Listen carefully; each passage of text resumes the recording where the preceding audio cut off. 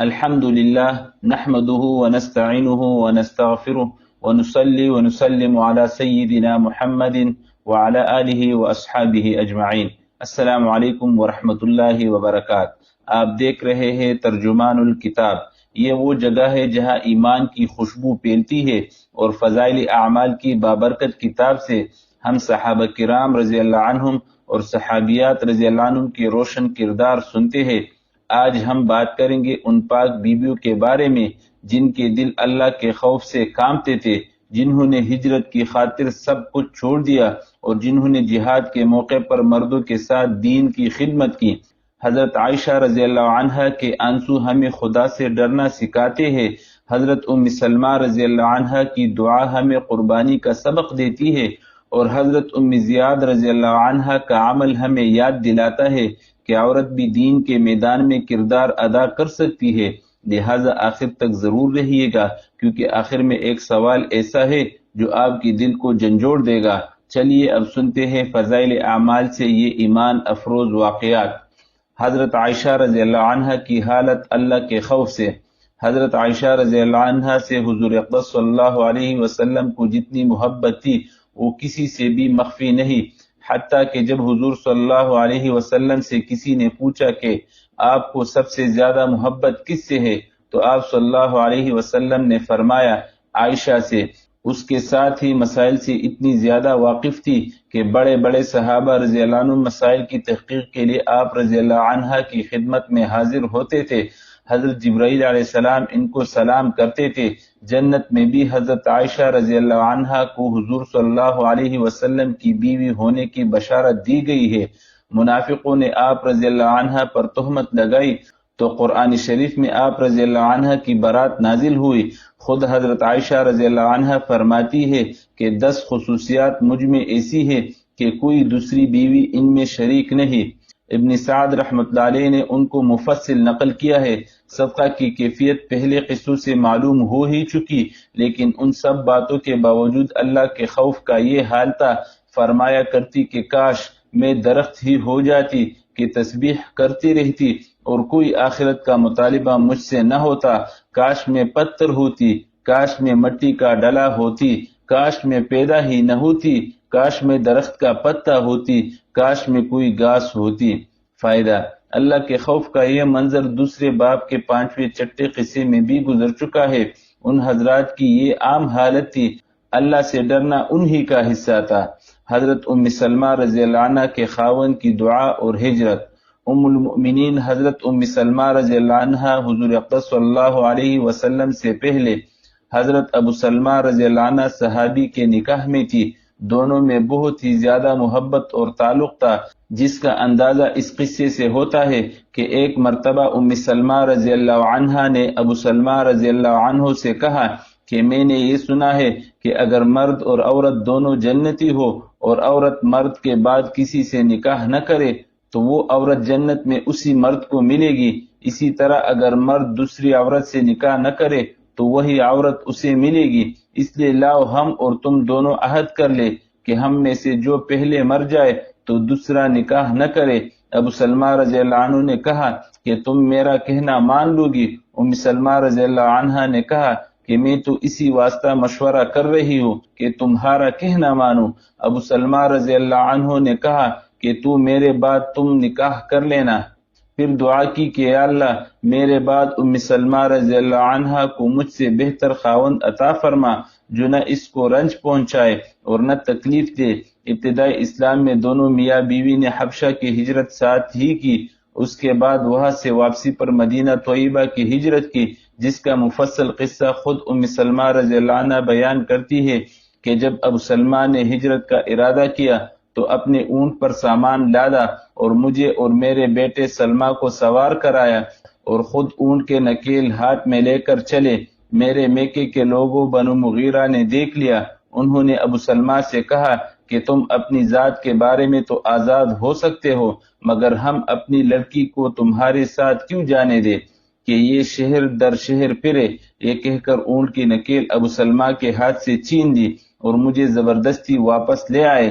میرے سسرال کے لوگ بنو عبد الاسد کو، جو ابو سلمہ کے رشتہ دار تھے، جب اس قصے کی خبر ملی تو وہ میرے میکہ والوں بنو مغیرہ سے جھگڑنے لگے کہ تمہیں اپنی لڑکی کا تو اختیار ہے، مگر ہم اپنے لڑکے سلمہ کو تمہارے پاس کیوں چھوڑ دیں، جبکہ تم نے اپنی لڑکی کو اس کے خاوند کے پاس نہیں چھوڑا، اور یہ کہہ کر میرے لڑکے سلمہ کو بھی مجھ سے چھین لیا۔ اب میں اور میرا لڑکا اور میرا شوہر تینوں جدا جدا ہو گئے، خاوند تو مدینہ چلے گئے، میں اپنے میکہ میں رہ گئی، اور بیٹا ددیال میں پہنچ گیا۔ میں روز میدان میں نکل جاتی اور شام تک رویا کرتی، اسی طرح پورا 1 سال مجھے روتے گزر گیا، نہ میں خاوند کے پاس جا سکی، نہ بچہ مجھے مل سکا۔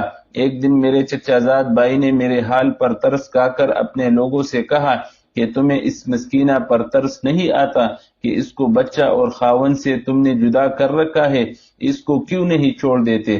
غرض میرے چچا زاد بھائی نے کہہ سن کر اس بات پر ان سب کو راضی کر لیا۔ انہوں نے مجھے اجازت دے دی کہ تو اپنے خاوند کے پاس جانا چاہتی ہے تو چلی جا۔ یہ دیکھ کر بنو عبدالاسد نے بھی لڑکا دے دیا۔ میں نے ایک اونٹ تیار کیا اور بچہ گود میں لے کر اونٹ پر تنہا سوار ہو کر مدینہ کو چل دی۔ 3-4 میل چلی تھی کہ تنعیم میں عثمان بن طلحہ رضی اللہ عنہ مجھے ملے۔ مجھ سے پوچھا کہ اکیلی کہاں جا رہی ہو؟ میں نے کہا اپنے خاوند کے پاس مدینہ جا رہی ہوں۔ انہوں نے کہا کوئی تمہارے ساتھ نہیں؟ میں نے کہا کہ اللہ کی ذات کے سوا کوئی نہیں ہے۔ انہوں نے میرے اونٹ کی نکیل پکڑی اور آگے آگے چل دیے۔ خدا پاک کی قسم مجھے عثمان سے زیادہ شریف آدمی کوئی نہیں ملا۔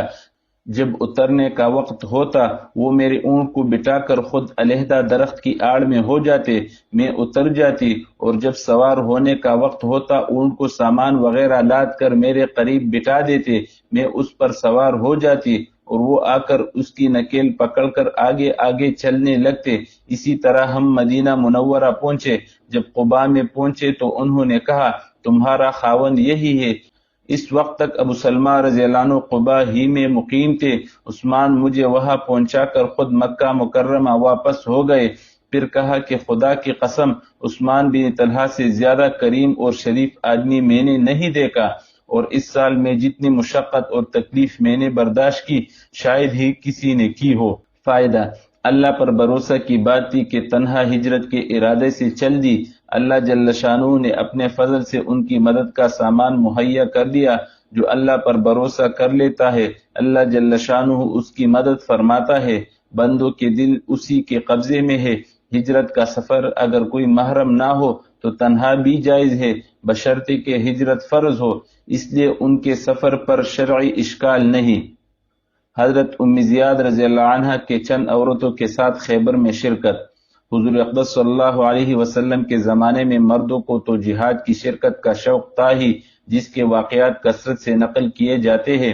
عورتیں بھی اس چیز میں مردوں سے پیچھے نہیں تھی، ہمیشہ مشتاق رہتی تھی اور جہاں موقع مل جاتا پہنچ جاتی۔ ام زیاد رضی اللہ عنہ کہتی ہے کہ خیبر کی لڑائی میں ہم 6 عورتیں جہاد میں شرکت کے لیے چل دی۔ حضور اقدس صلی اللہ علیہ وسلم کو اطلاع ملی تو ہم کو بلایا۔ حضور صلی اللہ علیہ وسلم کے چہرے انور پر غصہ کے آثار تھے۔ ارشاد فرمایا کہ تم کس کی اجازت سے آئی اور کس کے ساتھ آئی؟ ہم نے عرض کیا یا رسول اللہ، ہم کو اون بننا آتا ہے اور جہاد میں اس کی ضرورت پڑتی ہے، زخموں کی دوائی بھی ہمارے پاس ہے، اور کچھ نہیں تو مجاہدین کو تیر ہی پکڑانے میں مدد دیں گے، اور جو بیمار ہوگا اس کی دوا دارو کی مدد ہو سکے گی، ستو وغیرہ گولنے اور پلانے میں کام دے دیں گے۔ حضور صلی اللہ علیہ وسلم نے ٹھہر جانے کی اجازت دے دی۔ فائدہ: حق تعالی شانہ نے اس وقت عورتوں میں بھی کچھ ایسا ولولہ اور جرت پیدا فرمائی تھی جو آج کل مردوں میں بھی نہیں ہے۔ دیکھیے یہ سب اپنے شوق سے خود ہی پہنچ گئی اور کتنے کام اپنے کرنے کی تجویز کر لیے۔ حنین کی لڑائی میں ام سلیم رضی اللہ عنہا باوجود یہ کہ حاملہ تھی، عبداللہ بن ابی طلحہ رضی اللہ عنہ پیٹ میں تھے، شریک ہوئی اور ایک خنجر ساتھ لیے رہتی تھی۔ حضور صلی اللہ علیہ وسلم نے فرمایا یہ کس لیے ہے؟ عرض کیا اگر کوئی کافر میرے پاس آئے گا تو اس کے پیٹ میں پھونک دوں گی۔ اس سے پہلے احد وغیرہ کی لڑائی میں بھی یہ شریک ہوئی تھی، زخمیوں کی دوا دارو اور بیماروں کی خدمت کرتی تھی۔ حضرت انس رضی اللہ عنہ کہتی ہے کہ میں نے حضرت عائشہ رضی اللہ عنہا اور ام سلیم رضی اللہ عنہا کو دیکھا کہ نہایت مستعدی سے مشک بھر کر لاتی تھی اور زخمیوں کو پانی پلاتی تھی، اور جب خالی ہو جاتی تو پھر بر لاتی۔ اللہم اجعلنا من الخاشعین المخلصین، اللہم ارزق نساءنا وبناتنا غیرت الصحابیات وصدقہن فی الدین، آمین۔ اگر ہم اس دور میں ہوتے کہ ہم بھی دین کے لیے وہی قربانی دے سکتے جو صحابیات نے دی۔ اپنی رائے کمنٹس میں ضرور لکھیے۔ اگر ویڈیو پسند آئی ہو تو لائک، شیئر اور کمنٹ کرنا مت بھولیے گا، اور مزید ایمان افروز واقعات کے لیے ترجمان الکتاب کو سبسکرائب ضرور کریں۔ جزاکم اللہ خیرہ، والسلام علیکم ورحمۃ اللہ وبرکاتہ۔